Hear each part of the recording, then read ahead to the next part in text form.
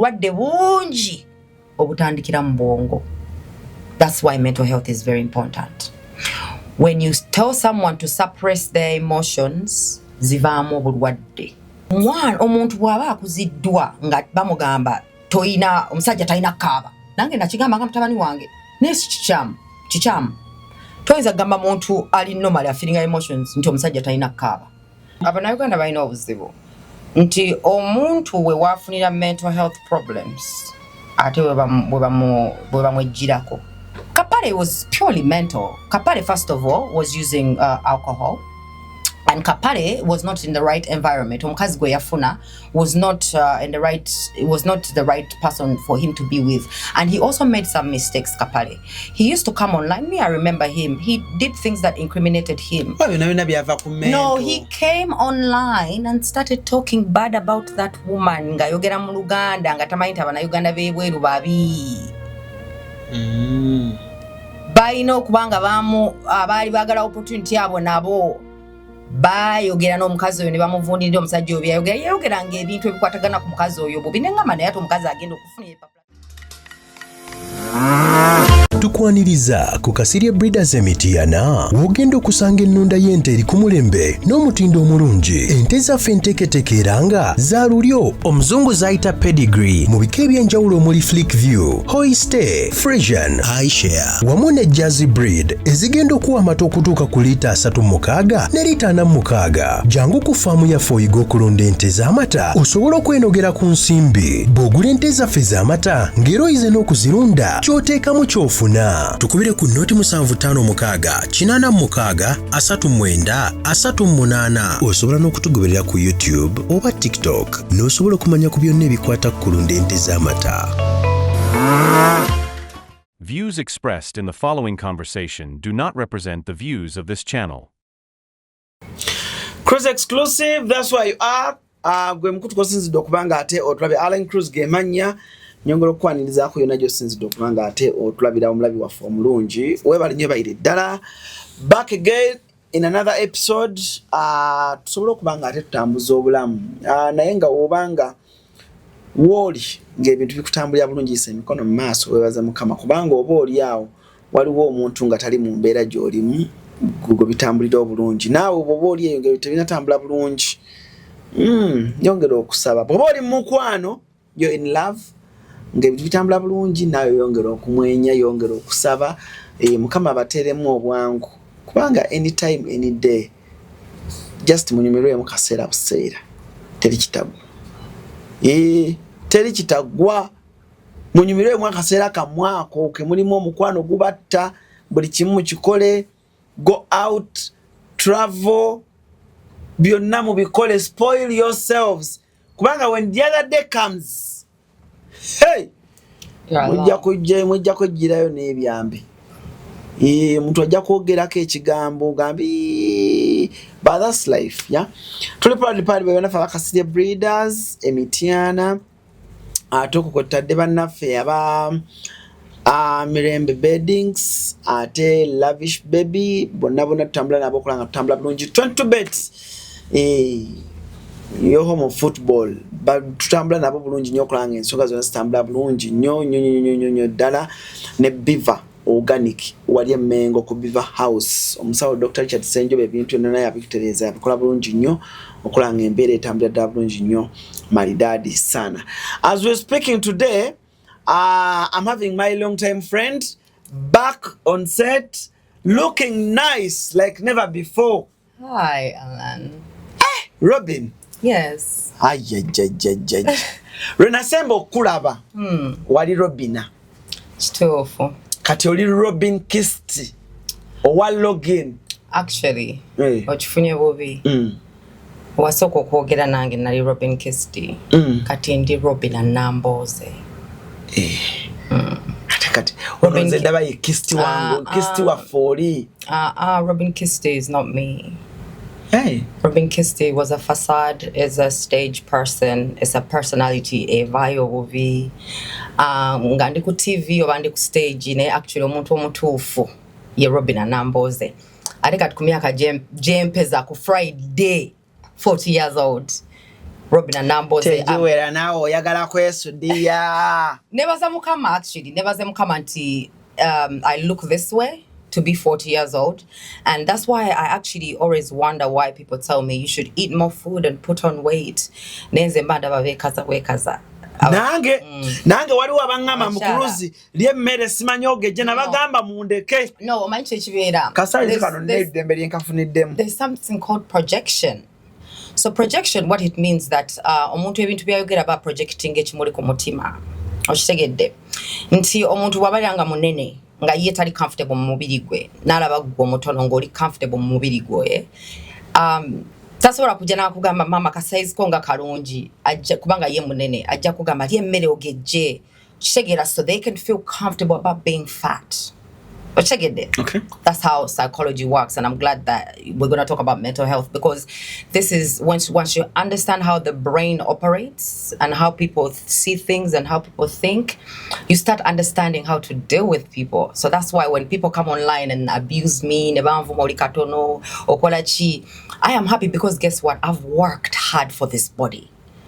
Since I was 15 years old, I was awake enough to say that when I grow up and I have kids, I do not want to be fat.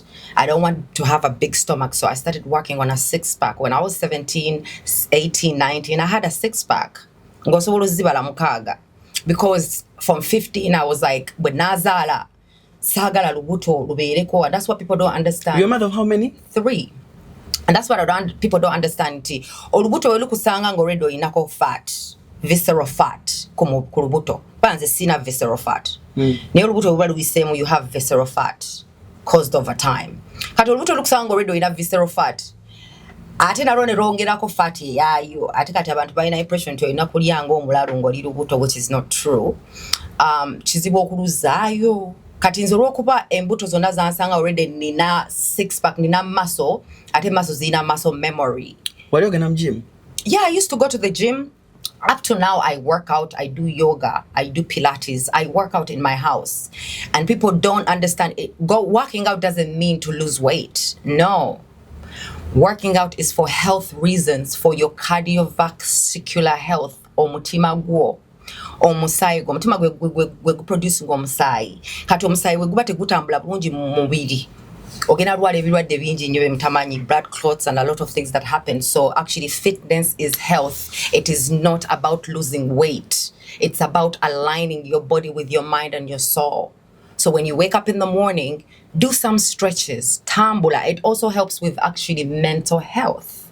Yeah. Exercises help with mental health. Neba Nairobi nga medical language mungi nnyo. Ati nasoma bingi nnyo nebitankwatako. Kizibu. Mama wange mwebaza nnyo omugenzi Christine Olivia Kisitu yansomesa nnyo nebitankwatako. Kati I've been to school, but I also try to educate myself. Era kinsaba okukubiriza abana. Wagenda ku medical school ebulaya? No, nesomeseza nzekka. I only actually did a course in nutrition about last year. Waliwo abachina bembadde nkola nabo. I was privileged in batuwa 4 months course in nutrition. Kati when nayongera ku magezi gange ye nali nesomeseza before because nze nfaayo nnyo ku mubiri gwange. Kubanga natyanga nnyo kufa. Ne kati kyatya kufa. Bwe nali omutonga ntya nnyo kufa kati nga njagala nnyo kola ebintu ebinkeepinga nga ndi mulamu nneme kufa mangu. Naye ate we nategeera nti no we nagenda nga nsoma nti the more you take care of yourself and your body, your mental health especially, you will live a long life. And that's what I want to teach people. If you take care of your mental health and your body, you will live a very long life. It's got nothing to do with mukama ya kutegekera olunaku lw'okufa tebiriyo. Okay, say hello to the viewers, Robin, and tutandikirawo kubanga Robin oluzungu lwo bambi webaze mama wo. For real, I take this opportunity omugenzi oyo kumwebaza nnyo because mama wange yayita mu bingi nnyo for okubeera engeri gye tuli. Robin kati oyogera luzungu ky'olutuufu? American English, British? I speak both because I grew up in both countries. So I kind of code switch. It's called code switching. So obongo bwange buli mixed up nti some words are easier to say in American accent and some words are easier to say in the British accent. So I kind of pick and choose naye ate ne wenzira mu Luganda mbeera njogera bulungi kubanga ndi muna Uganda. Okay, say hello to the viewers. Well, good morning, everyone, or good afternoon, good evening, wherever you're at or you're watching us from. My name is Robin Anamboze. I emphasize on Robin Anamboze because I feel like it's the new identity, or it's my real identity that I want to go by starting from now, because the kind of person I have become is a respectable person in this community, and I would Robin Kisti Robin Kisti temumwerabira because she's a legend. She's a great person and she does come out. So when you go on my TikTok, you will see two personalities. You will see Robin Kisti, who is the entertainment, fun, being that's Robin Kisti. When you see me talking about matters of the world, things that matter, trying to change people's mindsets, that's Robin Anamboze, because that's who the purpose is. My purpose is not to entertain you. I will entertain you though, because it's a talent that I have. But my purpose in this world is to teach and change people's lives. And that's truly who Robin Anamboze is, and she's deeply in there. And I think that's who you're seeing right now. Do you know what I'm seeing right now? What? I'm seeing the vixen that was in Omana Yo. No, that was a 20-year-old. Right now. That was a 20-year-old. Oh, it's the look. See, that's the thing. You guys get it all wrong. You guys confuse the look. Thank you. You confuse the look with the person, because that person you saw, she was 20 years old. This one is 20 years later. She's 40 years old. You know what I mean? So my mindset now is completely different. That's what I'm telling you. The mind is Robin Anamboze, although the look is what you guys wanted Robin Kisti to look like. Yeah, that's the vision you have of Robin Kisti.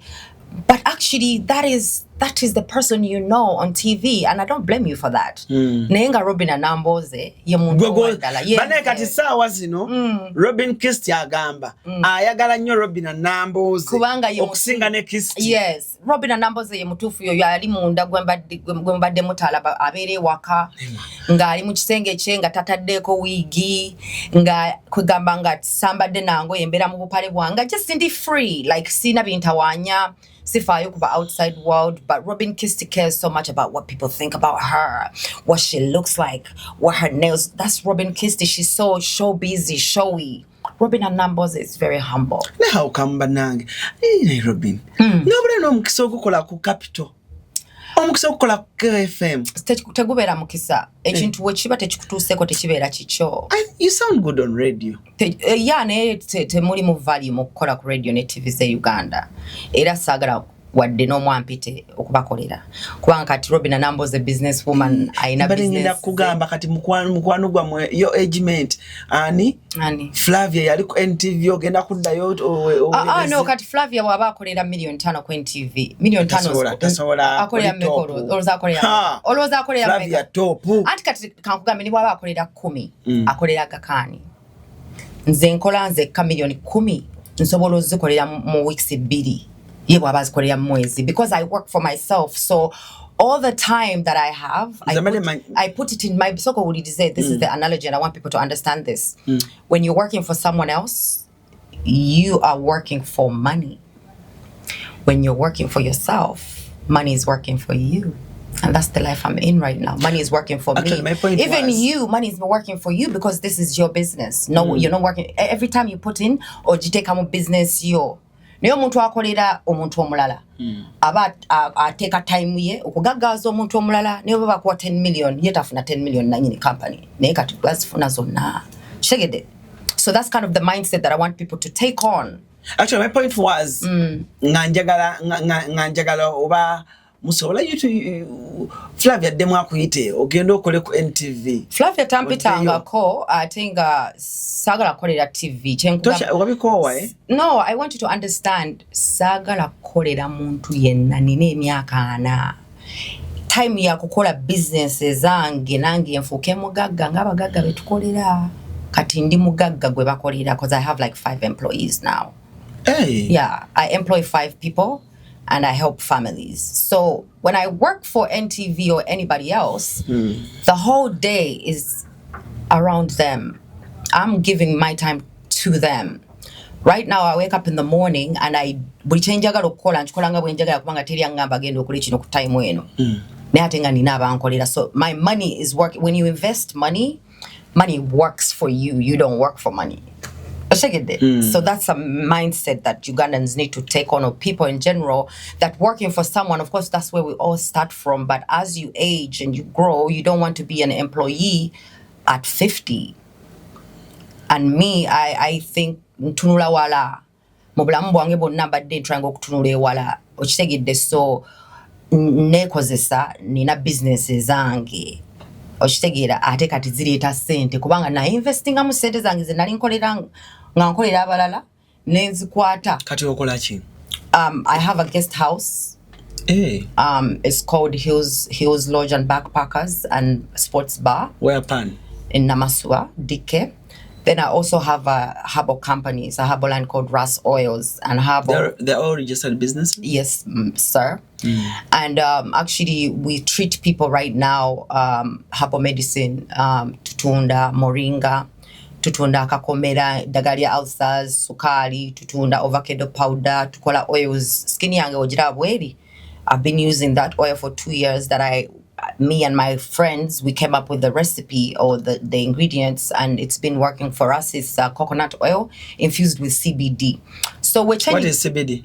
CBD is something you have to look up online, because Ugandans would just need to look it up online. If I say it on the interview and say the actual name they know, it will be a bit controversial. So I would say CBD THC. So if you go online and you put in CBD THC, it will tell you what ingredients that plant comes out of. Yeah, those ingredients come from a certain plant. So we infuse it with coconut oil, and it's what has made my skin like this. It's why I used to have a deep wrinkle. My father smiling ennyo smiling nnyo bango nyiga nnyo. In fact, smiling kubanga banyiga bafuna wrinkles up here. Aba smiling atuzifuna wano abali happy, always jolly. So nali mfunye deep wrinkle wano, but because of that oil, do you see a wrinkle right here? No. It's only when I smile, or like you see it, but like if I'm not, it's not there anymore because the oil kind of like the ingredients in there kind of like push my skin. Ne Francis mutwala abana ku somero anene mbo sabo kati naye by the way Robin embuga gyomvugamu sinajagala kati kitude mu Luganda nenda genderawo binyuma binyuma okubulira omanyi waba oyogera binyuma okubulira n'ogamba mwana wange awe mwagala. Honestly, my mother did a good job with us. She really did, and sometimes we made our. What's the last born? No, I'm the second to the last in my mother. Yeah. Nenze bankuzanga last born. Because my brother ye mulenzi ye kaya asemba yo kati yagenda olabanga nigo muyitanga baby kano ketuba tuyita baby. Kati nange nembutwala. So my mother, but sister bange bonna. I was kind of raised like a last born, and I'm grateful for that. Someone was telling me the day I called you. Someone called me ngali mu UK. Nanga ala nine chintu chamchitama, I'm passing through a lot. Nae really the days you used to work with Robin. Yaya yogera ebintu ng'owulira oyina ky'opickinga mu n'otereera. Nga angamba Robin used to talk about ebintu abantu b'Obulaya bayitamu. And really abantu bangi baali ngoba oliawo oboogerera. You speak their mind. Nangamba, when are you bringing Robin back? Konze kiki ky'oyitamu? Nangamba Alan, omanyi ekintu kye bakiyita batya? Ekyo kintu ky'okulwala obwongo. Bulaya bakiyita batya? Depression or mental health. Mental health. Yeah. Nangamba, lwaki tuleeta Robin n'ayogera about mental health ku Bulaaya? Nangamba eyangambe guno omwaka bafiiriddwa abantu nga 6 e London. Right. Abana Uganda. Nangamba naye nze ye musawo. Nanga ne ala ninze according to stories we bazimpa. Ndaba nga mental health yekola ki? Ye kireeta. Nanga but that girl used to explain things. Ng'olabira ddala oba oli awo abantu b'Ebulaya basobola okulaba ku videos zino ne batereera. nangamba waliwo omuntu ayogera ekintu nga tomanyi oba yakisoma bati yakisoma naye nga byayogera bituufu. So that's when I called you and nengamba nti you know what, kankubire Robin bw'anaabanga afunyengawo obudde ajja kujjanga twongere okwogeranga bwe twakolanga. But Robin nange ali wano okujjako bigogolinga ku Google but n'abantu abali eyo. One, what is mental health? Okay. Two, kubula yeyo mental health eva kuki? Kuba tesosola bakyala baami n'abavubuka. Omuzadde nakubira nagamba Alani omwana wange sikyamanyi naye nsabye Mukama tasobola muzza Uganda, tasobola kukola ki. Kati omukyala nagamba gamba Robin annyonnyole ku nsi what is mental health. Kwe kuleeta wano. Okay. What is mental health for starters? What is mental health? Soko ginnyonnyole and then onyumiza steps mwomanyira nti kati ono nno atandise okufuna obuzibu ku mental health. Okay, first of all, mwebale nnyo era eno topic najogerako ku TikTok yange but briefly nga omanyi videos za TikTok abantu bazirwako. So I'm glad that you've honored me no pass time when okwogera ku kintu kino. Era ngenda koza olimi Luganda oluzungu ngenda beera nga tambugasi kozaga kuleka abantu mabega. Tenga I've realized abana Uganda banji nnyo olusi accent oba ishinzo batawanya, so bwenyingiza mu oluzungu njabiza mu Luganda. So mental health eno kyekitegeeza kwegamba kwe kusoma ku bwongo ki study ey'obwongo bwaffe n'engeri gye bukolamu. So mental, mind, your mind is your brain. So bw'oli ekigambo mental otegeera kikwatagana ku mind bwe bwongo. Kati ate ng'obwongo kyekintu ekisinga okubeera important ku mubiri gwo oba mu bulamu bw'omuntu yenna. Kubanga obwongo bwo bwe bubeera nga teguli bulungi nawe tojja kuba bulungi. So mental health bwe bulungi bwe bulamu bw'obwongo, kubanga health bwe bulamu, mental bwe bwongo. So obulamu bw'obwongo ye study eyo ye mental health. Kati obwongo buno bwe decidinga engeri gye tuwulira, kubanga kati mental health erimu emotions. It's got to do with our emotions. Community gye tulimu ekizibu kyerina batukuzanga tebaagala tumanye oba bakitujjamu nti tetulina emotions, tebaagala tuzirina ziri automatic. They're just natural emotions, so now they are born in you, they're part of you. It's how you react to things. So there's anger, there's love, there's joy, happiness. Around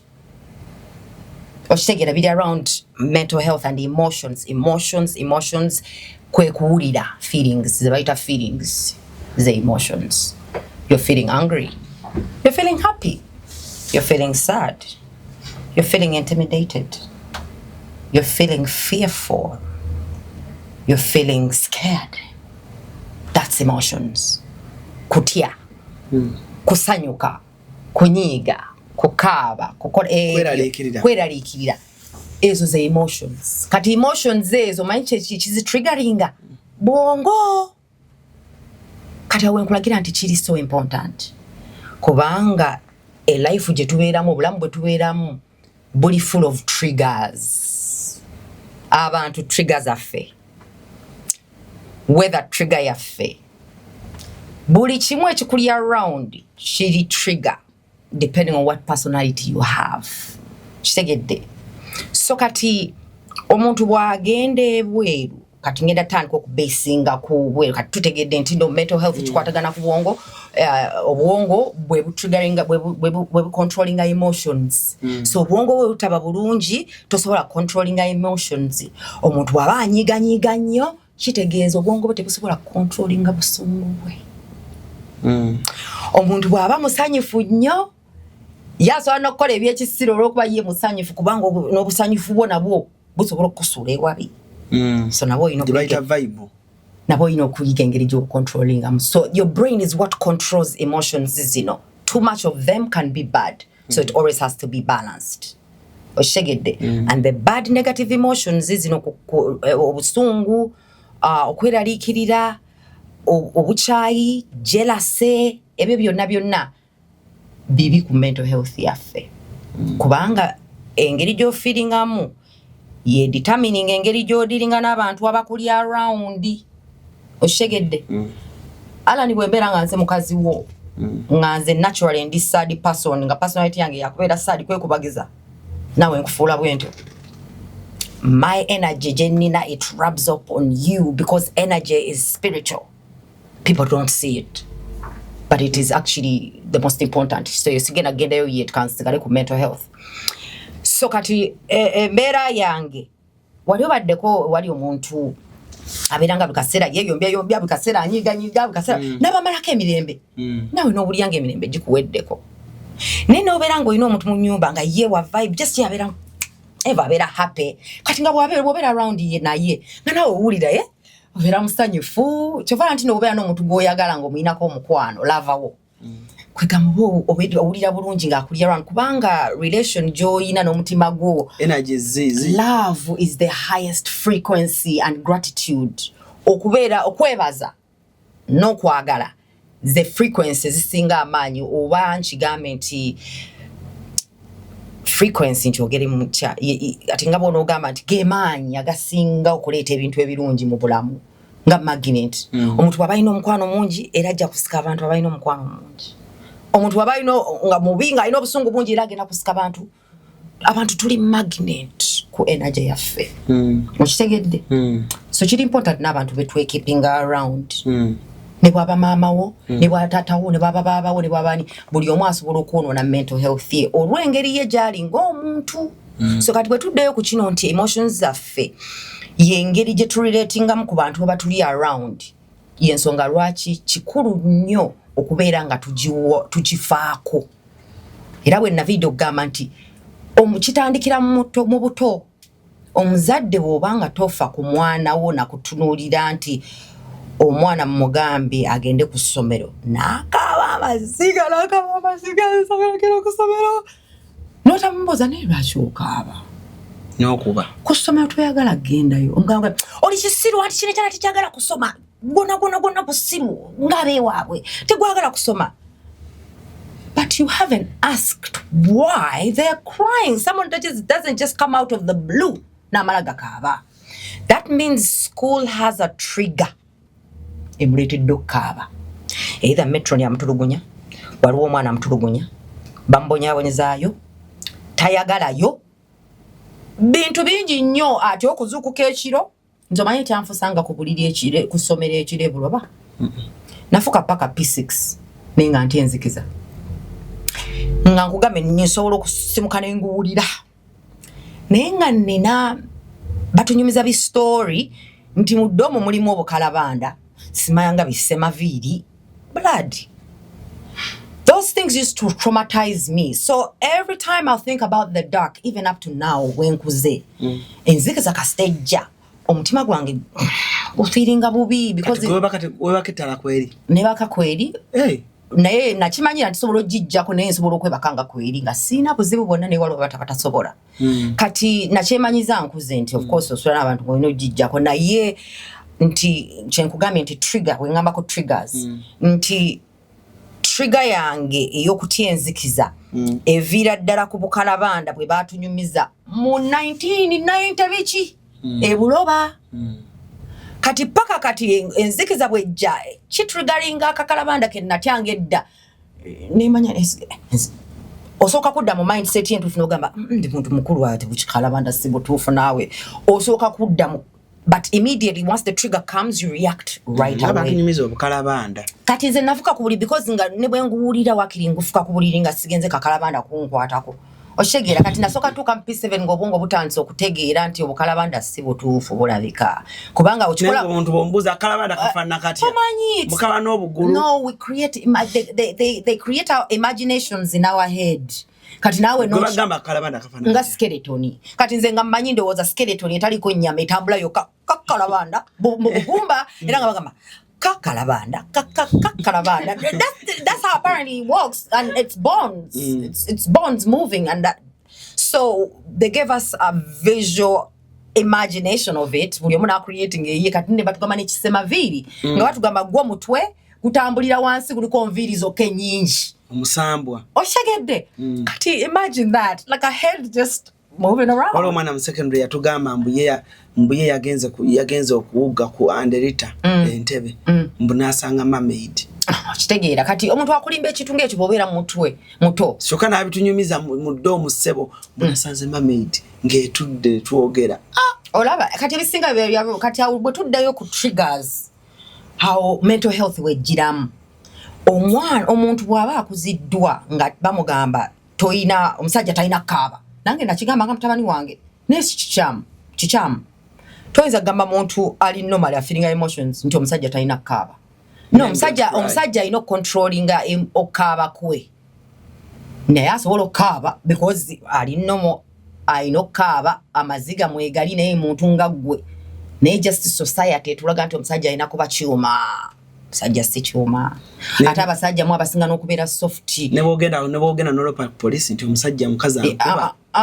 Bakusekerera naye nga ate kituufu omusajja naye alina emotions. So kati awo kyengugamba nti batukuliza mu community nti tebatufaako ku emotions zaffe. Emotions ze basinga okwenfasizinga wano eza happy zokka.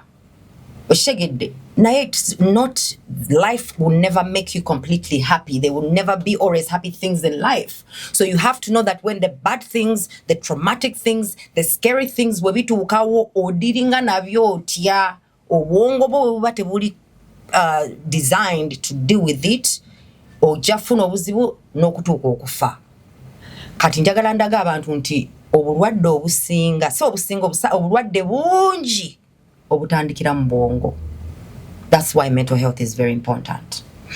When you tell someone to suppress their emotions, zivaamu obulwadde. Kati awo wennyini njagala ontwale wali eri.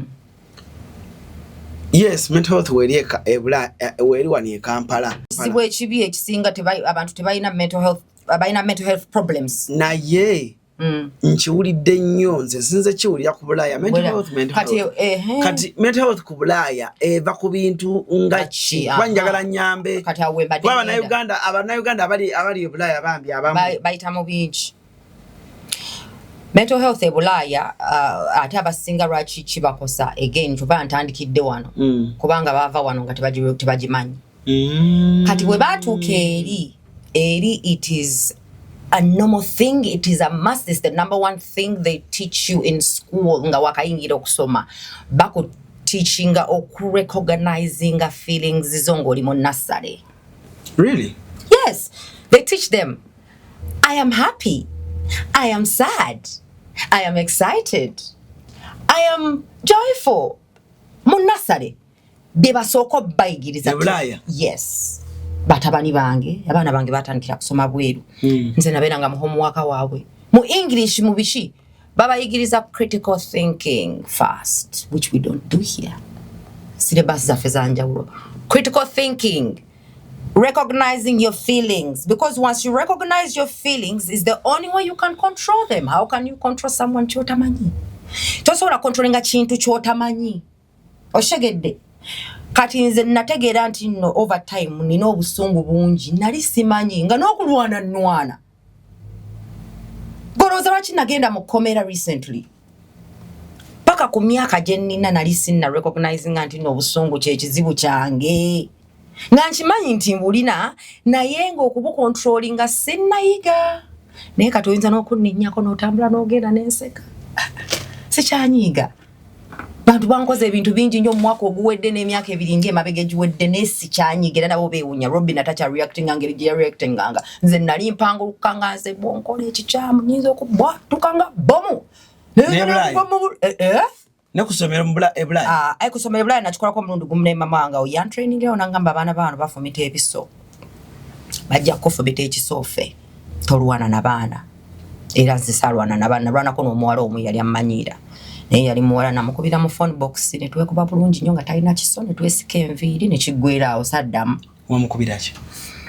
Mnange nayingira UK bwenatuukayo nze nali African sina nviiri nga zaabwe bakwata bupaafu nze na braid Africans batubuulinga yeyo mental health omwana atuuka ku ssomero UK kati kankulaga abaana bagende ebweru ku ssomero you go to the UK oba US ovudde wano oli kaddugala oba bazadde abatwala accent you sound like this when you're talking to people you're like my name is Robin and Numbers I am from Uganda. That's how I used to sound when I just went there, right? Kati already about tanko ekigamba kibaso kumpita mama Africa. Ewa. Why UK musomero nga bampita mama Africa. Abana. Abazungu abaduga babaya.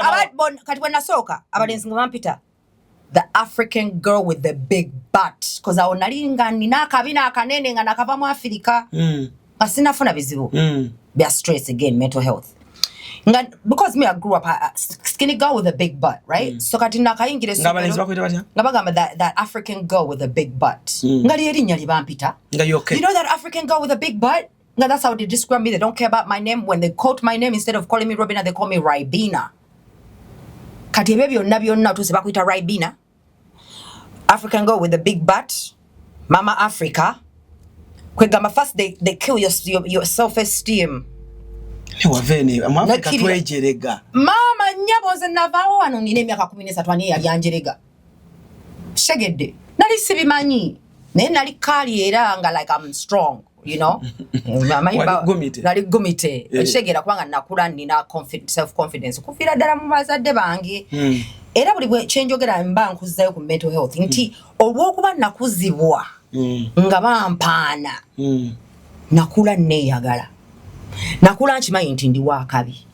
Bwokuza omwana nga lukasero gamba nekyana ekyo kyekisiru tomwana oyina omutwe omunene taba nebigulu taba n'ogutwe ebigambo ebyo bitonda ate obiyingiza mu bwongo bw'omwana wo naye ajja kukula nga teyeeyagala kati nze nakula neeyagala self esteem yange confidence eri ku 18 because kuva buto ngeri bweto kitegedde kati nze natuuka eri nga already confidence njirina naye era nga tekitegeeza nti bye banvuma tebinnuma nalina emyaka 13 nga bampita mama Africa kyokka nze Robina kati eyuke lwaki abaana bali okuyita mu ssomero mama Africa kubanga I came in the middle of the year I am from Africa ate being from Africa chive ebweru njagala mbabuulire otuuka mu nsinga already this is one of the number one things first of all otuuka eri ensi nekulaga nti oli outsider ne African American ne black British nakulaga nti gwe ali African ne ku mirimu boogera naffe bubi because you're African they will talk to you like you're trash. They will talk to you like you're at the bottom of the pile. Nalaba omwana nga ali buwalabu musajja mukulu. Kino ekintu kyannuma. Nga ali mukaba. Nga maze nkoya abasajja okunvuma. Banvuma ebigambo. He was so annoyed. And it touched me because I was really upset because these people, they don't like us. They don't like us, but because of embeera gye tulimu in Uganda, we have to go and deal with the hatred those people show us on the daily. Tebatwagala. Naye olw'okuba twagala okukolera abaana baffe ne bazadde baffe n'okuyamba abantu baffe tugenda ne tudiringa n'embeera ezo nga buli lunaku omuntu akuvuma n'akukosa omutima. Teri muntu ajja kuvumibwa buli lunaku n'atakosebwa mu mutima ne kutamuzito wako. Ebweru abantu batuvuma n'otuuka ku mulimu ne batuyita you people those fucking Africans. Babera mu meeting noyogera ekintu they don't listen to your African atugamba ki bottom of the pile tulinganga kasasiro kati ekyo kyokka kikunyiga omutima kati mwali ku ssomero omwana n'agamba ki okubira mu phone box kati oyo ekizibu kye yalina olw'okuba abalenzi abaali bamwagala nga bampita the African girl with the big butt. Having a big butt is a good thing.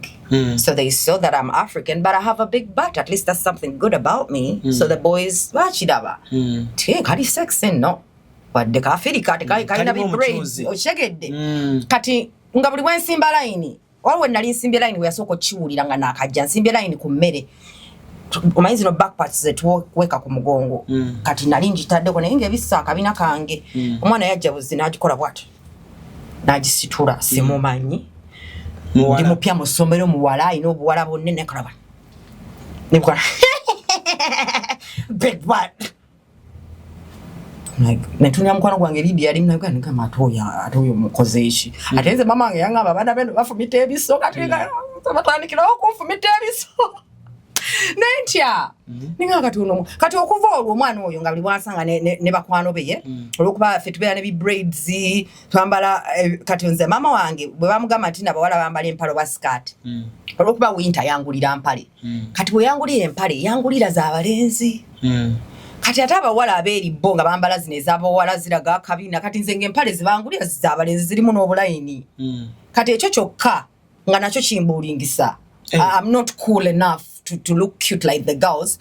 Kati era fe Africa nga batu discriminating era tubera mu lunch. Oli mu secondary ya yuko oli mu primary. Ndi mu secondary yuko kubanga nagenda ni myaka ja secondary. Ndi mu ya 10 ya 9 au ya 10.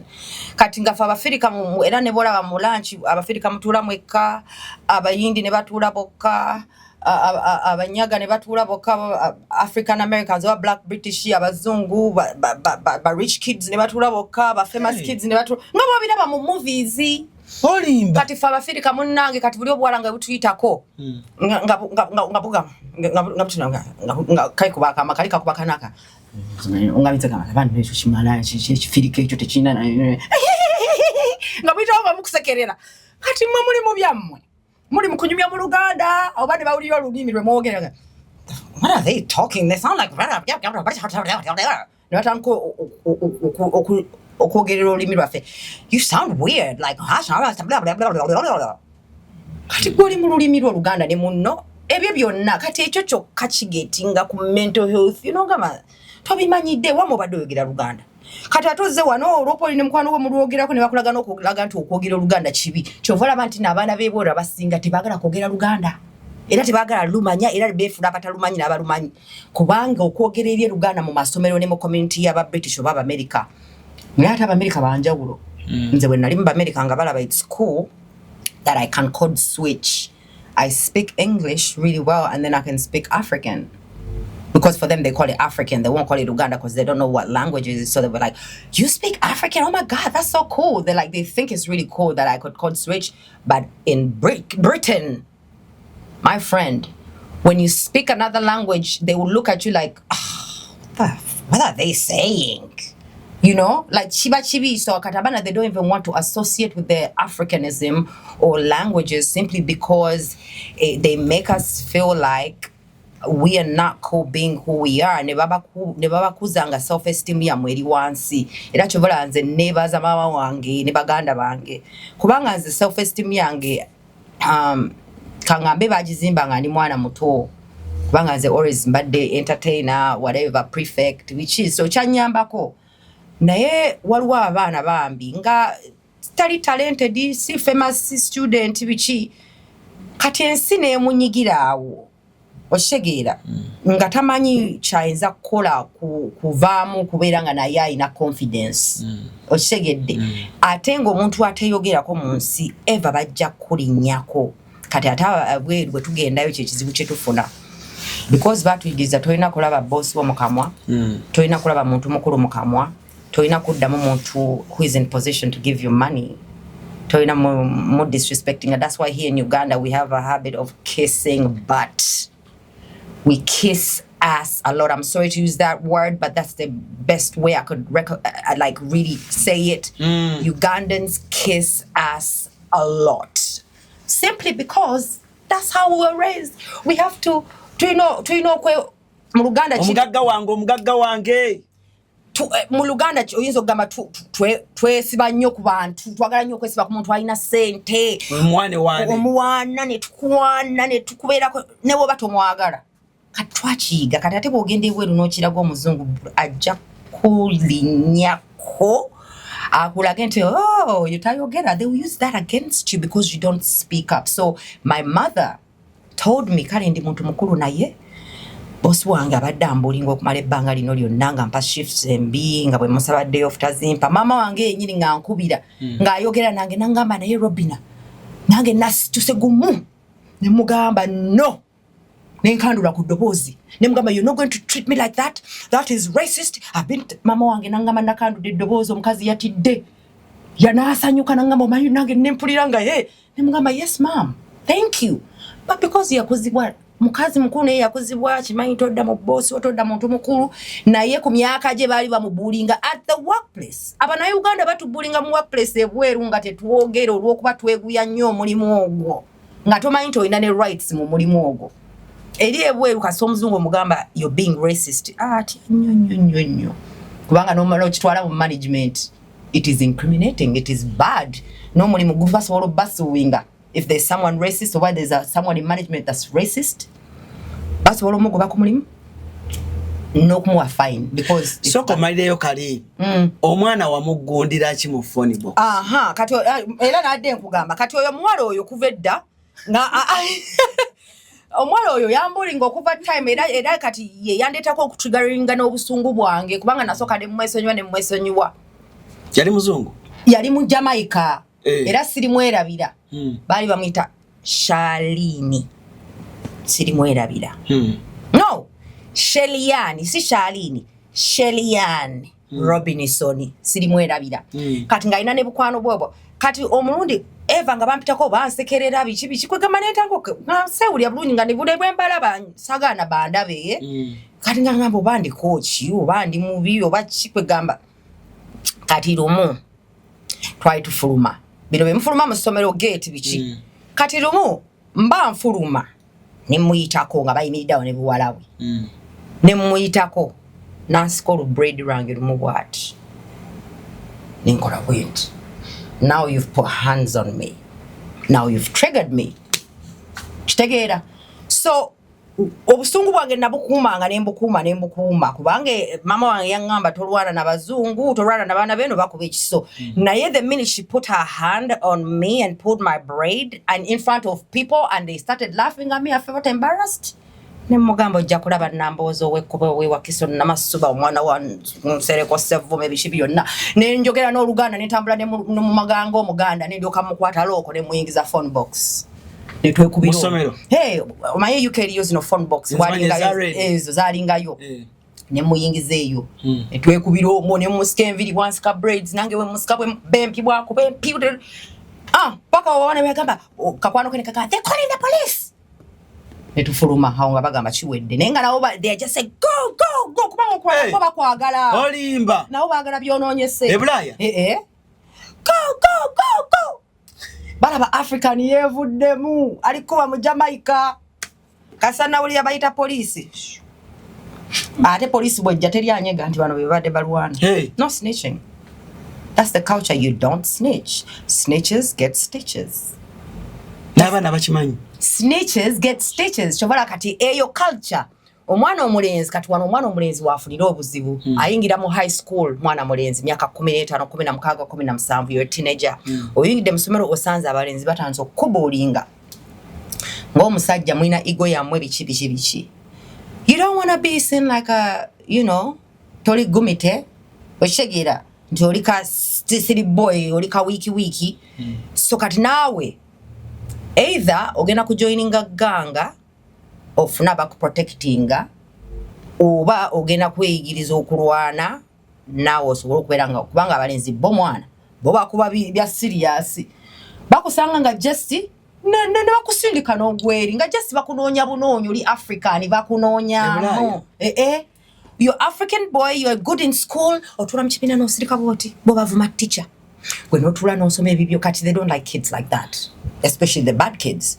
So bakusanga oli ku lunch yo ne bakuyira obujibo oba drink you oba nakwata emmere n'agikanyuga okujja mu reaction ngote bullying wearing nga mulala ate no wa primary nga eno ngaba bazanya muzanyo biwero tuli happy people in Africa. We're happy people because Zebulyo mbira mu high school movies nga mangi just high school movies abana beri bwe batuuka mu ssomero faba parents tetutegeera kubanga ffe tetwakulira mu system yemu kati tetutegeera kye bayitamu era abantu be UK banja baluzi n'abamu America banja baluzinza abaana baabwe to bullying, baluzinza abaana baabwe to gang crime, baluzinza abaana baabwe to drugs, because if you want protection and you join a gang and the gang sells drugs, they smoke, they do this, you have to do it or else you're a snitch. And you can't leave the gang unless you leave the neighborhood you're in. Oshegedde. If you're part of a gang, ne bakusiba mu komera novaayo oyino jiddamu. Enchi. Ganga. Oyino jiddamu. Robin, you had a very good experience mu UK. Bw'obeera part of a gang.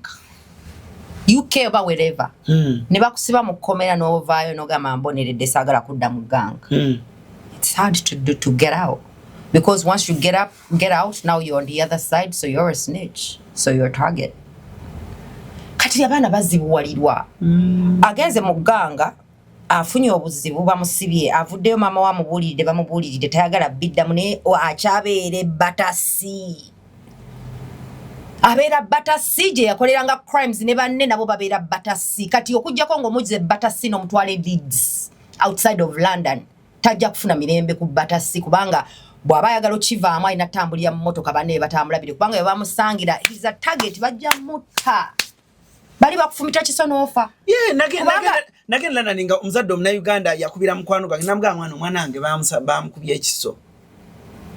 Bazadde kati ekyo kyonna part of mental health issues. But do you think parents do you think parents abazadde mu UK naddala abagenzeyo nga bakulu abazaaliddeyo abaana do you think bamanye ebintu bino oba abaana baabwe nabo bwe badde waka babeera ba good children? Tebabimanyi olw'okuba tebabawa chance kubabuulira abamu baabuuka because kati waliwo abantu bagenda UK n'awuliriza n'ayiga n'abeera open to learning. Ugandan parents are not open to learning new things because they think they know it all. They are rigid to the culture and the way they were raised, and they're trying to raise their kids that way. And guess what? That's the same mistakes I was starting to make. But I thank God that I corrected myself early on. Abana bange bakyali bato nnyo. Nze nali nkuba abaana. Oshegedde sikyakuba abaana. Okuba omwana si kwe kumugunjula. Okuba omwana kumukukyayisa. Oshegedde. What is the point of having a child and want them to hate you? Every time you beat them, of course, spanking is okay. Like, ngabo manyi umwana no ni waru umwana okumufiirako nge inache yakoze kyamanyi nnyo to inflict because you're inflicting pain. They've caused you emotional stress and they've made you angry. They haven't inflicted physical pain on you. But because you're so angry, you inflict physical pain onto that child. A pain that will stick in their heart forever. And they will resent you. That's what we do wrong. But if a child, kati Romero mwana omukuba singa Edalu. Romero nali mukuba. Nina gendo labanga bwe yankuba Romero anyiga engeri gyanyigiramu Jesse yagala. Ngana we mwana mwagala nnyo ate mukwano gwange ate ayina omukwano gwandaga nange gwe mulaga nti we kind of similar. Me and him is a very loving boy, but every time I will hit him there's a way he will look at me nga mpulira mbongo bwagamba ni akakaza ako we nasobola okukakuba nange nja kakuba tuvola nti n'abaana bambakula ne bakuba maama waabo bataata we kubanga yeewerera ddanga muto naga omukazi onankuba nnyo naye nange we ndifuna chance omumukuba nja mukuba okitegedde. So kati Romero ati naiga nejiga parent style and nejiga approach empya. Romero wanyiza I realize he's a very sensitive boy. Ignoring him chimuruma. Even if he comes to greet me and Nayombi and I'm going, Romero, you've done Romero, you've done this to me. I feel bad. You make me feel like this. You tell because of my feelings. You've made me feel so angry at you. You don't respect me. You probably don't even love me because any kid that does not listen to their mother, they don't love them. Nemulaganga yagano kaba Romero bimu touching. Ngirula mangebyenge bitanso kujja. Kati ne bwajja okubuuzako. Omugamba don't greet me, you're not my friend. Mama Rochelle, how are you? No Rochelle haga, Oliver no haga, you know no ignoring. Romero bimuluma. Waita olunakululamba naje mami. I'm sorry that I lied about this and this. Because I have worked with his mentor. Not because beating him, but because I've used his mind. No, do you want to be my friend as your mom? So if you want me to be your friend, then listen to me. But if you're not my friend, I will not give you pocket money. Now make sure you eat because I'm not evil. Make sure you get the necessities, but I won't buy you pocket money. I won't give you extra pocket money. I'm not going to pay for that trip you've been asking me for. I'm not going to buy you those new Jordans you want. I'm not going to buy you the PS5 that everybody has. That's a punishment enough. You attack the things that they care most about. But it's punishment enough. They'll come and apologize without you doing anything or saying anything. So it's about approach. So abazadde abebweru to try and go kuyiga approach empya tekitegeeza nti omwana omukuza kyejo naye it's a different approach of talking to your children abana babazungu mwana tebeeyisa nga bafirika because white people talk to their kids nga bakyali mu lubuto. They communicate to the child nga akyali mu lubuto naakula nga ali 0 months old n'atandika omusomera akatabo. Mother Mary, when you come to bed, we're gonna brush our teeth after we wake. Because this brain is a canvas. Whatever you imprint in it from the beginning, it's what it's going to grasp. It's like a form. Ishigena mu amazi. Bachita batya mu Luganda form. Ishigena mu amazi no chinyiga. Sponge. Yes, from sponge, right? It's like a sponge. It sucks everything in that you give it. And if you want to take it out, you squeeze it out. That's a kid. That's a person. If you want to become rich, wake up every morning and say, I'm rich. I am rich. I am rich. Feel like you're rich. Start doing things rich people do. Start thinking like rich people. You will become rich. Wake up every morning sendi munaku mugakatono ojja kubeera munaku forever because okubeera omugagga n'omunaku is a mindset. People think, oh, you have to make money. So let me give you, for example, there's people who go to church every day and they pray, yes, night prayers, but their life never changes. They stay poor because they pray wrong. They pray wrong. You know why? When you go to God, who you believe has everything in abundance and everything out there, they told us everything out there is in abundance if you trust and believe in the Lord and you have faith. But then people go to church with that same belief or with whatever has been said to them, and then they cry to the same person who promised them that everything is in abundance. Then they go crying to him,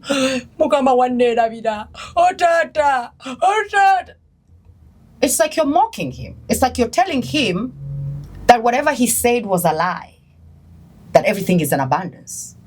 Because okufuna kyoyagala olina sooka kirabanga tekinnabeera tangible. You have to first see it in the mind before you see it in the physical. You have to first believe it in the mind before you see it in the physical. And that's what people need to understand. Bwogenda nosaba mukama nsaba mulimu taata nsaba mulimu nosiba olunaku lulamba ku church ng'osaba mulimu nomala omwezi mulamba osiba ku church osaba mulimu nozuka ku macha ng'ozuka saa mukaaga eze okumacha osaba mulimu onoonya mulimu tojja kufuna. Amanyi lwaki? You're not doing anything. You're talking. You're wasting time. Oyagala mulimu saba omulimu wa mukama naye keera ku macha ku ssaawa 2 ng'abantu abakola zibakeera oba 12. Osuule Mpapula oba okubira omuntu gw'omanyi nti alinayo omulimu. It's because you're putting it in motion. When you sit in your bed bagamba opportunities ezijja kusanga wootudde. It won't just drop in your lap. You have to get up and put it in motion as you pray to the God, because God is there to give it to you. But you have to show him that you are ready to do it. That you believe that it's out there. Omulimu gwe gyeguli kera ku macho ogunoonye. Nagamba abantu waliwo video gye nakola ku TikTok nengamba omusajja azukuka after 8. Nagiraba. There's so many comments because people saw it in different ways. Because wagamba omusajja azukuka after 8. He's not a responsible man, or he's not, but people, what they took is they saw it according to what's going on in their lives. But what they don't understand scientifically, obwongo bwo bukola better between the hours of 3 a.m. and 6 a.m. When you need to plan anything, when you need to meditate on anything, chovala bagamba prayer yesawo mwenda. Ekola. It's not because God is awake at that time. No. Because the energy spiritually, you connect better to your spiritual world because we are spiritual beings. That's the best time to connect to the spiritual world. And say quiet because and see destruction. The spiritual world is actually the real world. So when you connect spiritually to the spiritual world, corrupted by TikTok. Tewunabera corrupted by Instagram that you wake up and look at. Tewunabera corrupted by people's sounds. Auntie Robina banabanzu kusakumacha. I wake up at 5 or 6 daily just to sit there and think before I get on my phone because I need to focus and align my mind with my body and the world. Because when I go out aligned, I make more money than I do when I go out unaligned. But that's a different story today with mental health. So, botegera obwongo buno engeri gye bukolamu. Obadde okyatugamba wali emabega obadde okyatugamba ku baana ebulaaya ekijja kikula. Kati abaana abo bw'otayiga muwuliriza n'omanya kiki ekimutuuseeko n'omanya nti nno kati ono omwana naturally alabika ali saadi kubanga we have different personality traits. Abaana tubatwala ng'abaana nti buli mwana y'omu. Abazadde bw'oba you really look at your child no observing munanga bana bafe buli omu wanjawulo nafa abantu buli omu wanjawulo. We have different personality traits, we have different learning styles, we have different understanding styles, but people babibuza amaaso. So kati omwana olina okumu observing nokuba omwana wange nno ye muntu just normally ali quiet, naturally ali quiet. Kati maybe kusomera eyo abazungu era bo bakirecognize nga ne mu bibiina bwe balaba omwana nga naturally ali introverted oba nga learning style ye si muntu wa kusoma bitabo. Kubanga there's visual learner, there's audible learner, there is kinetic learner. Ezo zonna styles za learning kati abantu balina okwesomesa. So kati bw'otegera omwana wo nti ali bw'ati nti nze Romero mumanyi alinganga nze. So ayiga teacher asomesa tasobola revising because his attention span is very weak. It's very low, which is what it is for most of the kids because kids the bachali bato energy yawe eri amanyi tebanda bamanya kyagikozesa. So attention span ebeera ava ku kino nadda ku kino, attention span is low. So with Romeo, I told the teachers that Romeo is attention span y'obwongo bwe bukyalina obuzibu okuconcentrating. So yetaga extra classes. Kitegeeza gwe wabeerawo abantu bangi nnyo kizibu okuconcentratinga n'okutegeera. Naye bw'obeera bw'omu ng'omuntu oli ku one-on-one ne teacher oyiga better. Tewaba kikudistracting. Kitali ku masomero ga wano bo balowooza buli mwana ayiga kyekimu. Kati omwana ne bamuwa extra classes ne balowooza oyo musiru. Ebulaaya waliyo extra classes. It's not extra classes, it's special classes. They see your kind of learning. Era bw'obanga ogenda okuyingira class, they first evaluate you. They give you an evaluation. Ne balaba ono is this kind of learner. Then they place you in the class. Join okubeeramu. Kati kyova tebafuna kizibu nti omwana ayina because there's what they call dyslexia. Do you know what that means? Dyslexia means tomanyiku okusoma kukutawanya n'okuspellinga n'okupronouncing certain things. And Ugandans don't know that some people are dyslexic. Ostegera. And that's also got to do with the brain formation. So being able to abazadde balina obyesomesa. Dyslexia is just it's not a mental health issue, but it's just that gwe absorption yo yebigambo kati nga ne kompumpu kizo okulema okuwandika oba n'okuspellinga naye ng'osobola okyogera ne kompumpu. But you might not be able to spell it or even pronounce it or write it, but it's because you have like engeri gyo understanding amu ebigambo si emu nze engeri gye mbi understanding amu. Some people can't say characteristics. Ne bwagezaako waliwo yabadde agamba nga buli bwajja okugamba it's breakfast ngagamba breastfast. Osegedde. Photosynthesis. Yeah, it's just your mind, the way your mind plays with the words is different. Our minds play with the words differently. Your first language is Luganda, is the first thing you hear. Oh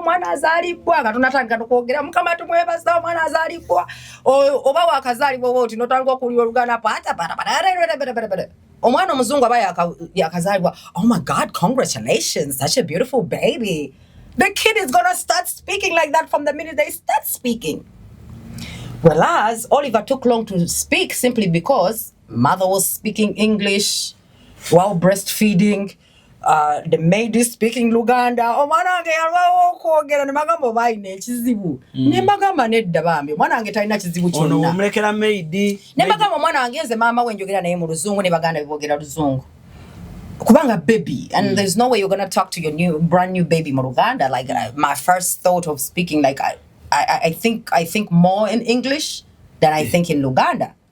Toyina ngejo ogenda kwogera na mwana wo? No. Like Chenkugamba. No, and Chenkugamba. Again, it's with the mind. Nti because obulamu bwange obusinga mbumaze mu kwogera Luzungu. Oluganda terujja automatic. Kitegeeza n'ebirowoozo byange ndowooza mu Luzungu. Okitegedde. Kati when I'm with my baby and I'm talking to him by myself, oh my baby, come on, oh mommy's baby. Okitegedde. Sibera bwet. Kana kange nno kalungi yonke bere. Like no, because I don't think like that. Like that's not how my mind processes it. I'm like, man, my baby is beautiful. Look at his eyes. You know what I mean? So kati naye absorbing about kanisajja atuye mama oyo muzala ayogera Luzungu. Fe batukuza baga omwana wange bambi. Leta omwana wange eno ajja yonke bere muzeeyo. Kati yebake mwe portive gagali. Yebyo no. So kati it's just how it is. Kati abantu bebweru bambi batukanga emotions zaabwe za suppressing bwe Uganda. Natuke ebweru ebintu bingi ne bimutukako nga ate ebweru eri amateeka mangi. Toyina ate kisingo toyina kuba mwana wo. Toyina muvuma. Toyina mu traumatizing. Ati ye traumatizing. Toyina mukola ki kugamba nowe tukanga ense kuzimbidde. Bakufuga ku mwana wo. Bakufuga ku mulimu. Bawa kufuga ewaka. Naye mwenyini government ekufuga no tukanga obulira omutima ulinganga ali mukomera kubanga nze na feelinganga ali mukomera. In fact feeling when I went to Luzira is when bakuswa watuke Luzira 7 days. You didn't even know that. Make a week. I was in Luzira prison for 7 days. Mani wali ku police post. Luzira women's prison for 7 days because of a friend. Someone I called a friend and a sister. She made sure I go to prison. Chuvanze nesonyiwa abantu. Kati era nange be bantu sa ku mental health problems. And this is something that I didn't want to share with people, but since people have been asking me, I told people I was pregnant when I went to Luzira.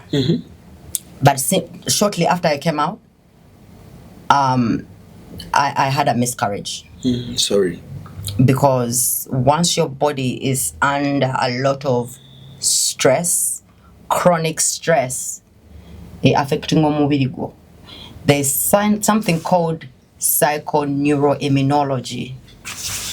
Yesterday eraga nti obulwadde bungi butandikira ku bwongo. Oshegedde nze nali ndowooza ndi w'amaanyi nnyo ndi w'akabi nenange Luzira yamenya mental health yange nenfiirwa omwana mu lubuto. Shegedde nali simanyi kisobola okuntuukako. Tunywedde omwenge ku mbuto ne zitavaamu. Oshegedde ne mental health, chronic stress, nereeta blood pressure nekola biki n'otuuka the environment is not good enough for the baby to grow. Kyatuukako ng'oli Luzira. Tewali kyantuukako naye I was under a lot of. I've never been to Luzira prison, but when you've never been to prison in your life. When you go to prison, era bagamba omuntu akutwala mu kkomera akwagaliza ntaana because ekkomera ntaana bakusiba obwongo obwo ate obwongo bwe butta. Bakusiba ogomanyi okujjako emmere. Imagine okujjako emmere kati haka nkuzeeyo ne kuba ebweru. Bw'ogenda ebweru ekintu ekisooka okusstressinga mmere. Omanyidde okulya emmere ennungi, omanyidde okulya ettooke, omanyidde okulya ki kati abamu batuukanga batukidde mu states teri matooke oba ne bwagaba gye gali tamanyi bwakugajja n'osooka n'olya ebimere by'otategeera. Ekyo kyokka kisooka ne kiteeka stress ku mutima gwo n'otandika omumisinga emmere. Empewo n'ekufuuwa n'osooka omumisinga ki? Omusana gwe Uganda. Kati mu kkomera bakuggyako obulamu bwo bwonna. Ne babusiba obwongo bwo, ne bakusibira awo. Ng'olinganga ekizolo.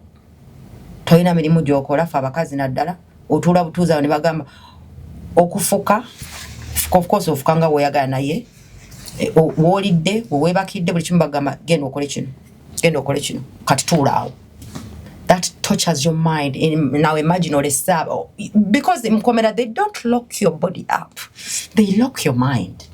The Komera is a psychological prison. It's psychological. It's not physical, because physically you can be there and be okay. But mentally you will die. You get blood pressure and you will die. Waliwo abantu abafuniddeyo sukali, waliwo abafuniddeyo high blood pressure nga lwa Komera. So it takes, olaba omuntu agenda mu Komera for 2 days and it mentally disturbs them. I was there for 7. So the only time I felt like I was back abroad when I was in prison. Waliwo flashback je nafuna nga ndinganga feeling je nafuna nga ndiye bweru, it triggered the feeling that I was in nga ndi bweru. Obwongo bwera busibe.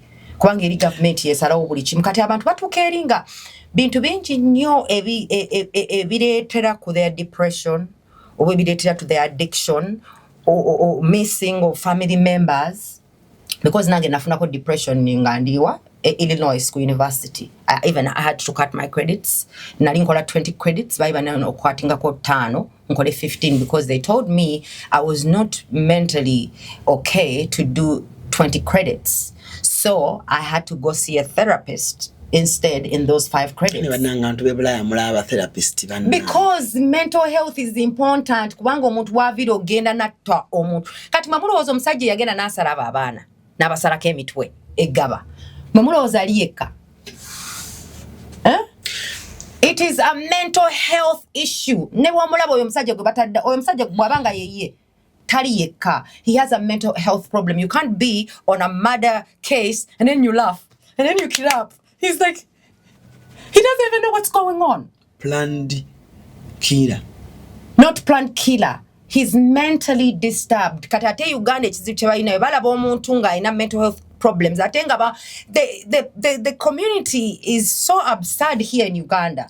When Katono awo nyinyini kwata awo abana Uganda balaba omuntu nga alina obuzibu tukomewo then tujye tumaliza. Siramu bannange, Tammy's Fashion Hub ebaletedde engoye ennungi ez'omulembe nga za kisiraamu omuli jilbab, habaya, casual dresses, gym wear, office dresses, sako ne veils mu kala n'ebika eby'enjawulo okuli cotton veils, chiffon veils, Turkish ne silk veils. Tammy's Fashion Hub yasazeewo n'okutuusa engoye z'abaana abateezi abasiraamu mu size n'ebika byonna, era nga bw'ogula tuzikutuusako wonna w'oli mu ggwanga n'ebweru w'eggwanga. Okumanya ebisingawo tusangibwa ku Katono Mall, edduuka namba 3, oba otukubire ku noti 787, noti 57, 565 ne noti 756 255 553. Ye Tammy's Fashion Hub abakutuusako engoye z'abasiraamu ez'omulembe.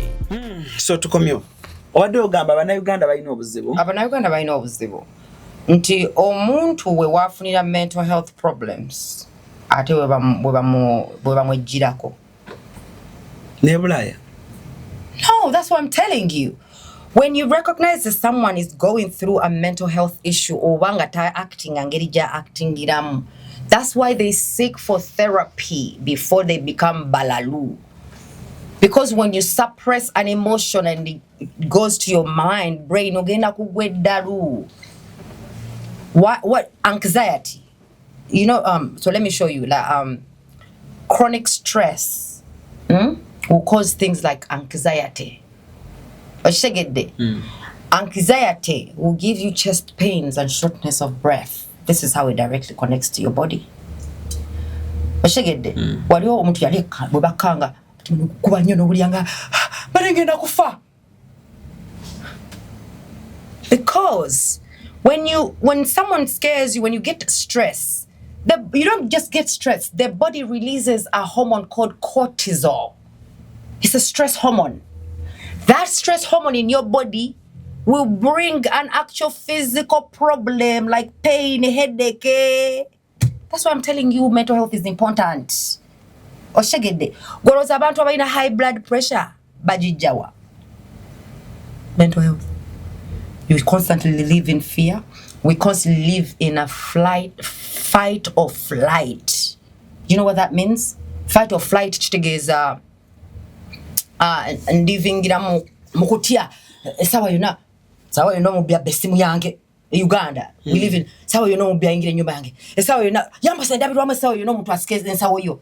I will never be worried of my window being down and somebody's gonna snatch my phone. No. So that's when you live in fight or flight, it will affect your heart too. Ojafuna high blood pressure. Oshegede. Ojafuna depression.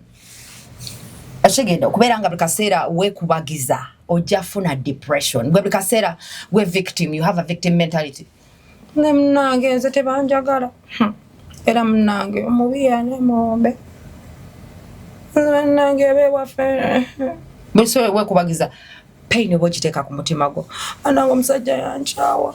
This my ring na kola. I can't live on without a money. Therefore, you're killing yourself. You're killing your heart. It is unhealthy. So whenever you feel you have a heartbreak, you get up in the morning, work out, run, put on music, dance, something that triggers happiness. This is how you take away stress. I'm helping you. You know, when I wake up, say feeling abulungi waliwo nyiziza, nyombe ne ba wange chi. I wake up, niteka ko reggae music wange, ne mu ba. Ne nkola workouts, ngeno bulyanga wenna wenno mubiri gutandise okwalininga. Because when your body is fine and you're happy, it releases another hormone called dopamine. Now, dopamine is the happy hormone. When it's in your body, tojja kurwala. Dopamine. Egwam. Ate gwamu mubiri guchiproducing naturally. But which mind to know mubiri producing a hormone when you're pain right away. Which mind to know you kusala tosoka ule your pain. Because the body has a defense system always for anything. The body has a defense system. So ekintu bwekiba kyakakusala tosoka na uli pain paka ngolabye omusayi. Because once you see, you communicate to the brain, there's going to be pain, then pain starts. It's the brain that communicates that. So you can change your mindset, you can change your mood, you can make money, you can do anything with your mind. It's very important. Mental health, I will stress it. And I would like to sit on more panels to teach Ugandans on how to deal with mental health, because I've dealt with mental health. I thought I was strong and was andiwakavi. Now the reason why I've been off air, I went to Rosita. It messed me up so bad. I lost a baby. It messed me so bad. Been trying to get pregnant again. It's messed me up so bad. All that, yeah. So. Kati ogezeza kufuna olutera na olukyaganye. Ate ng'omusajja yagenze bweru. Ajja kibi nnyo kikyamu. No, but si kibi. Guess what? Omanyi lwaki sikitwala bubi? Nairobi na. Omanyi lwaki sikitwala bubi? Because again, nze sikyateka strain ku mutima gwange. Bwe luba terwaze kitegeeza it wasn't the right time. Mukama ayagala nfuna olubuto nga bamaze okumpasa. Kubanga Richard agenda kumpasa. So bwana mpasa ojja kulaba nga olubuto luzze, because I decided to leave Richard agenda kuwasa. Of course, nze already naita mchala kakozo. Olaba zine njala. You see KKZ. Yeah, that means kakoza. Zeni mchala kakoza. I already call him my husband because that's the manifestation that I want. I want him to be my husband, and so I call him my husband. Wow. You know what I mean? Richard, wambiwe bale kwagala Robina. Nyo, anjagala njera mwebaza nnyo kuberanga siri muntu mwangu oshegedde. Like I'm a very outspoken, like I'm not a typical Ugandan wife.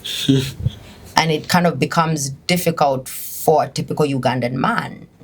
You know what I mean? But I feel like it's all a perspective thing. And if you're friends and you love each other, you kind of find a way of finding a balance between the two, because I can't completely change. For 40 years I've been, well, since I was 13, like I've been international or, you know, traveled. So there's things that can't completely go away from me, but I can compromise because I love him. Like, for example, some of the things, like I used to tell my singers, senga naliye wakiso kati senga nangamba, basenga bange, nibangamba. Try to nibangamba, nzo musajja ngamba mbunu musimanga nino okugamba omusajja gyendaga, musimanga nino musaba, mugamba bugambi sina musaba tezo omukazi omukulu nkyasaba gyendaga. Senga wange ne baseka ne banga, kale nojja musaba ate ng'oyagala ate nga n'ofukamidde. Ne bagamba no gazeddalere. Paka enda meetinga mwami kakoza. Kati nze namboze enfuluma nga sogeddewo ne kaakati taliwo munsi. But last night I had to tell him that I'm coming to the interview, because I didn't ask, but I had to let him know, because he knows this is good for me, like of course teaching people and sharing my knowledge, but it is something I had to let him know so he knows where I am. You know what I mean? So it's not actually yeah, and it's not because mweguya, but it's because it gives me joy to be submissive to him, because women can't be submissive to every man. A man has to give you a reason to be submissive towards him. So I'm submissive towards him because he made it easy for me to submit, because he gave me the real image of a man that I've been looking for, because he's a true Ugandan man, Muganda man, which my fathers both are. And I say fathers because I have Daddy Male and Daddy Paulo. Daddy Male is one I raised with. Like, he very principled guy, very disciplined. Like in our family, he's like one person that everyone will go to. So I had the privilege of growing up under him when my dad had gone to America. So in those years before I went to abroad, Nalimbe and Daddy Male, so like I was raised around him, and he's so disciplined and stuff like that. Yeah, my father is here. Mwami Paulo Sevume. So Daddy Male mu America terialiyo. Mu America just nayo basenga bebaberayo. Nina family yange nyingi all over the world, but mainly UK. All over the world. Yeah, but mainly UK and the US. Kwanga nina senga wange gwe nali mbera nayo. Oli sister wako agala nnyo atayagala kukoma wano. Bamuyitani? Nabuliba. Yeah, mulungi jali nabuliba. Akwagala nnyo. Anjagala nnyo. Yagamba talidda. Abo bote balidda, abamu tebalidda. Baganda kati tulina Tabitha. Tabitha boyogera nayo yizo gamba yogera na mukazi muzungu. She talks like this. She's like, "Oh my God, sis, when you call her, when it's beyond the time that she doesn't want to talk on the phone, she'd be like, well, sis, I'm going to call you back real quick because I was going to have a cuppa right now. A cuppa means a cup of tea. So I'll call you back, darling. What? A cuppa? A cuppa. I'm going to have a cuppa, make a cuppa. I'm going to make a cup of tea. So I'll talk to you when I get off work in the evening, and then we can have a more longer chat, you know. Na kujako oli tebamalaga mukubira, like she's so white. She lives in Kent. She doesn't even live in where? She doesn't even live in London. She lives in Kent. Abazungu je babera. Kent. Baba bazungu bakwano be bazungu. So she's like literally a white girl, Tabitha, but I love her to bits. She's a lot like me. Kent. She lives in Kent. Kent eri UK. And chitundu chiri side chi. It's like as you're going up north. Yeah, like while you're going Manchester, Leeds, Manchester, blah blah blah. Wogenda like obo fuluma London. There's muko cities is really closer to London. Yeah, that's ngawaka fuluma UK's waro cities is so kat Kent is like one of them. It's only like an hour and a half on a train to London. Yeah, so she lives there, and she's just so British. But yes. British. Well, me, I am both. Well, paperwork wise, I don't like to discuss my legalities online, but just know that I'm both. Like I affiliate to both the UK and America, and then I'm also gonna start affiliating to Canada. Becoming international. Because my husband is Canadian now, so I'm gonna become Canadian too. No, by them byokusango bivuddeko. Ebintu emu bigoberera. Right. Category bini olaba oyinza okubanga naturally nga Katonda yakola line yo nga ya bulaya. Nebogezako jesamba. Yeah, my mom because my mom's ever badde jesamba mama wanganzizayo. Nzo okusooka okujja n'okukola ku login NTV because mami namugawanze mwana nga ndaba America nga university and stress nze nga nkoyeyo ndi mu depression nemugamba mami saving a sente zo ngende Uganda nkolage nti ndi wakabi nenzija nembeera wakabi shegedde kale omuntu abawulira nga mugamba America nkoyeyo. There's mental health issues people don't understand. For me, it was mental. It was all mental because spiritually I was always connected to my... Kapare was purely mental. Kapare, first of all, was using alcohol. And Kapare was not in the right environment. Omukazi gwe yafuna was not the right person for him to be with. And he also made some mistakes, Kapare. He used to come online. Me, I remember him. He did things that incriminated him. No, he came online and started talking bad about that woman. Nga yogera mu Luganda, nga tamayinta bana Uganda bebweru babi. Bayina okubanga bamu abali bagala opportunity abo nabo. bayogera n'omukazi oyo ne bamuvundira omusajja oyo yayogeranga ebintu ebikwatagana ku mukazi oyo bubi nengamba naye ate omukazi agenda okufuna epapula tonnawana bifuna oli mu kwogera manyangwa ku internet kweraga nti ndi bweru abantu abamu ab'ebweru kyekizibu kye bakola agenda ebweru n'akola ebintu ebimu incriminatinga n'ebipapula nga tannabifuna tonnafuna green card tonnafuna PR otandise kwogera ku muntu ate agenda obikufunisa kati nze nina omuntu gwe mmanyi ba counselinga green card yomanyi lwaki omukazi yamutwala mulala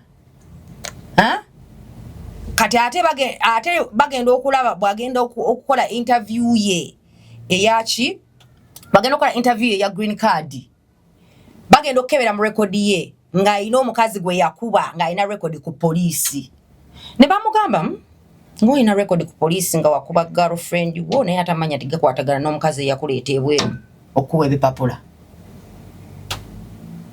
Don't make those mistakes. Ogenze ebweru omukazi ogendedde ku mukazi marriage otuuse eri otandise okwepadawula otandise okukwana abakazi abalala. That is the karma you get. Kati baji cancelling green card ye. And I feel bad for him, but guess what? It's a lesson. Yali him. Yes. Mukazi ye yamutwala n'atukeri n'akwana buli omu gwategedde gwayagadde na. Yali celeb. Si celeb nze ne kasigena kwogera bingi. I'm just telling you, I'm giving you as an example. Sikulabisa. Oshegera mwagala kulabisa. Naye wulira olw'okuba teyakozesa bwongo bwe. Eyamutwala omukazi nga yamukolera ku bipapula nga gwawasiza nga atuuse eri okufuna green card yagenda ku marriage n'atuuka eri n'amuvaako n'akwana abakazi abalala mu abo abakazi be yakwana n'alwanako n'omu n'amukuba n'amuyitira poliisi ne bamuteekako assault case ku poliisi ekyo ne kiggwa. Agenda okudda wayisewo emyaka bamuyise ku interview ey'oku reviewinga green card basobole okumuwa eri permanent ddala. Bagenda okutunula mu life ye gy'abaddemu for the past 2-3 years ng'alina omusango ku poliisi kasita oyingira system oba owedde ng'alina omusango ku poliisi bagenda okugutunulamu gwa assault kukuba girlfriend we of which when they checked the girlfriend si oneewa ebipapula. Sinagamba sebo wajja kuno mukazi mulala yakuleeta ate kati ne gwe wakuba mukazi mulala ate kati ne gw'oli naye kati mukazi mulala goli mufere ne bagisazaamu paka Kampala kyandondo gyali amanyi America is a free country osobola okubeeramu ne weekweka paka yayonooneka kati immigration ekunoonya naye era osobola ogibeeramu paka bw'otazza musango bw'otabeera mu bifo byakwali osobola obeera mu America. It's a free country. Osobola etanse kwonooneka lwa Trump naye nga bagamba oh the land of the free and the home of the bread. It's the land of the free. Hako bakayimba gundi ya America. National anthem. Ojimanyi? Oh saints, can't you see? So ajikusubimbira yona kubanga yawagula ate kirowoozi kyange kibi naye nga nkimanyi kati omanyi national anthem ya America nga tumanyi Abungereza gye wakulira Abungereza sazanyako ku sports system yabwe ate nga never really loved that country, but I was in love with America when I lived there because I used to play basketball, and when you play basketball on a school when you play basketball on a college team wazanyira wa basketball bajita Pierce College. Yeah, website. Yeah, so I played basketball at Pierce College for 2 years, and I was part of the women's basketball team. It's a NCAA league. If you check it up, like big colleges, like big universities, I think it's NCA. But as a league colleges are mine, community colleges is NCAA leagues is anjawulo. So I was in an NCAA league, community colleges. I played for Pierce College professionally. So kati nayiga yogundi because buli butaba tandika game national anthem ya soka. Robin, thank you so much for coming. You're welcome, dear. Let me hope the next week tukome tukole nga katambulanga nenga. Thank you so much for coming. Thank you so much. Olabika bulungi. Thank you for appreciating. Bambi yongera okuwa ku bakyala amagezi ag'okulabika bwotyo. Kuba Robin ogenda kuyingira ataano ng'okyatukala katabo otyo. Okitegedde banvumanga akakazi akakadde era nze nekirala I want to kino njagala kiisa abantu abangamba teekako omubiri lya ku mmere ofuna omubiri. This is the message I have for you. I have worked for 40 years to get a body like this. It is a privilege for anybody to be 40 and look like me. And I want to reach 50 and look like this, simply because I take care of my mental health, I take care of my fitness health. Era siria nnyo ekituufu kyo emmere bulwadde. Eyo conversation to just say having kubanga nzirina wano ngenda kukomawo nga nsomesa busomesa emmere bulwadde, and I will show you why. So nze mba siria nnyo mundeke is because nina ensonga zange. Kale. Bw'abantu ennamba yanjagadde okwogera. Alright, so for those abandi yagadde okwogerako nange osobola okuba ennamba 0744 046 613. Nawe ennamba eyo personal assistant wange yagikwata bamuyita Nawati Nana. Bakukwata esimu nagamba, this is Madam Robin's phone, please leave me a message. Mbanja kuddira just omwaka message akali brief nti mbadde njagala kwogera ku kino nekino bambi mungambire, I'll call you back. However, you can also reach me directly on that number via WhatsApp. It's just that it's the business line and someone else picks it up. Okay. So I love you guys. Thank you so much, Alan, for this platform. Yeah. I thank everyone who really supports me, who genuinely likes me, and I'm not gonna get tired to give you knowledge because that's the kind of person I am. Don't get tired. So Alan, thank you, Bambi, for giving me the opportunity. God. I appreciate it. Sagala kusuka kwa nonako right off. For now, ladies and gentlemen, musabulungi. Mwera.